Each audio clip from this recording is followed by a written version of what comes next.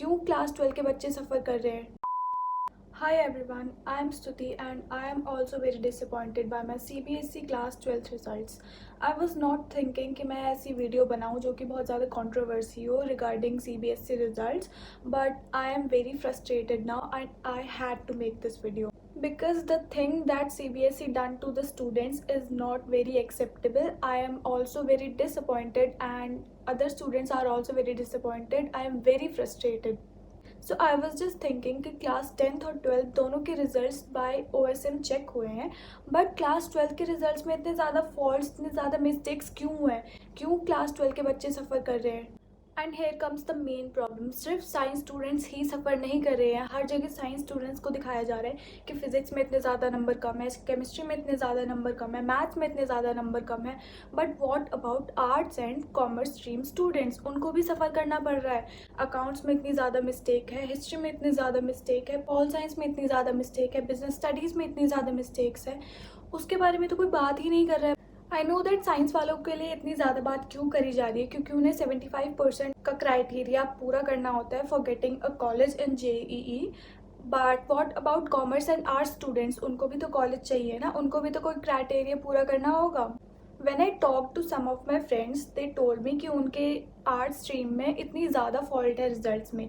मतलब जिस सब्जेक्ट में उन्होंने एक्सपेक्ट भी नहीं किया था कि इतने अच्छे मार्क्स आ सकते हैं, उस सब्जेक्ट में उनको 90+ मार्क्स आए हुए हैं। और जिस सब्जेक्ट में उन्होंने सोचा था कि इसमें तो 100/100 पक्का ही आएंगे, उसमें वो 70 पे ही लटक गए। What is this CBSE। And जब से ये सब चालू हुआ है, मैं बस हर वीडियो पे ये सारे कमेंट्स किए जा रही हूँ। मतलब कि क्या चल रहा है ये, मैं इतनी ज़्यादा परेशान हो गई थी। मैंने कभी सोचा भी नहीं था कि मैं इस टॉपिक पे वीडियो भी बनाऊंगी, but here I am because I am very frustrated. And also I saw a comment of a teacher कि उसने अपने स्टूडेंट को बताया कि टीचर्स को इतना बर्डन किया गया था। उसने सोचा भी नहीं था उस टीचर ने कि May 13 को रिजल्ट आ भी सकते हैं, क्योंकि इतनी ज़्यादा कॉपीज़ पेंडिंग थी चेक करने को कि टीचर्स उनको कैसे भी कंप्लीट नहीं कर सकती थी May 13 को। मुझे वो कमेंट दोबारा नहीं मिला, वरना मैं स्क्रीनशॉट ज़रूर डालती यहाँ पे। बट वो टीचर खुद बोल रही थी कि टीचर्स ने इतने ज़्यादा रैंडम मार्क्स दिए, इतने ज़्यादा कॉपीज़ चेक करी हैं कि वो एक टाइम पे आके फ्रस्ट्रेट हो गए थे और उन्होंने कुछ भी मार्क्स चढ़ा दिए।